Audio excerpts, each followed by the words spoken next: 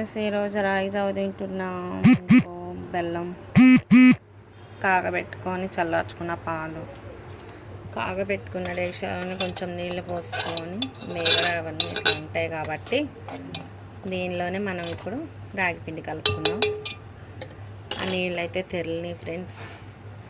ఇట్లా వేడెక్కినాక కొంచెం సాల్ట్ వేసుకున్నాం. వేసుకొని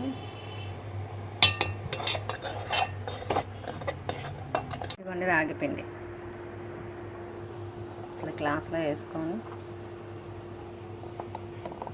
ఒక 3 స్పూన్స్ వేసుకుంటే సరిపోతుంది. పోసి కలుపుకోవాలన్నమాట. లేకపోతే డైరెక్ట్గా వేసుకుంటే ఏంటంటే ఉండలు కట్టుద్ది.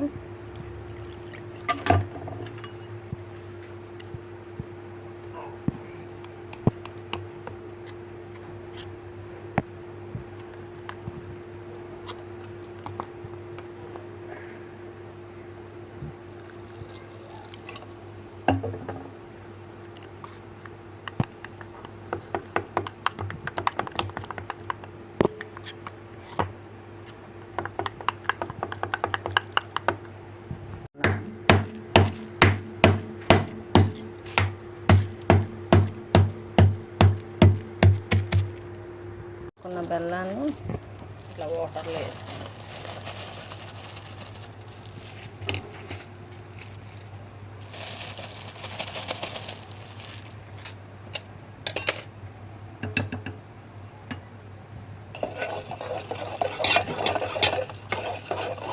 బెల్లం కరిగేదాకా ఇట్లా కొంచెం వాటర్ హీట్ చేసుకొని ఇట్లా తిప్పుకోవాలి.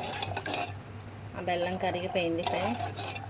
ఇప్పుడు మనం రాగి జావ ఇట్లా రాగి పిండి కలిపి పక్కన పెట్టినాం కదా, అది పోసుకున్నాం.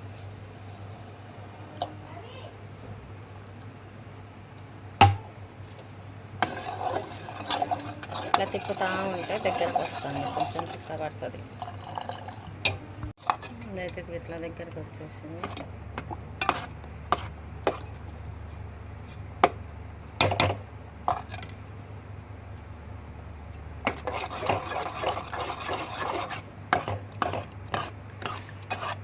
ఇట్లా ఉండలు లేకుండా తిప్పుకుంటే ఇట్లా దగ్గరకు వచ్చేసింది ఫ్రెండ్స్. పక్కన పెట్టుకున్న పాలని పోసుకున్నాం.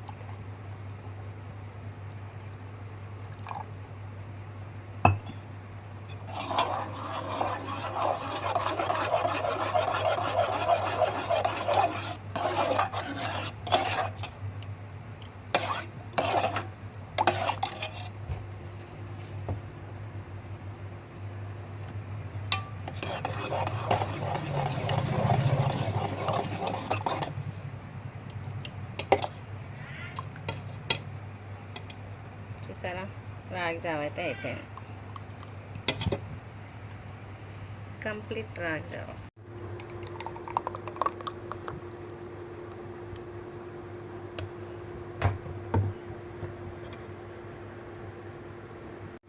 రాగి జావ అయితే రెడీ.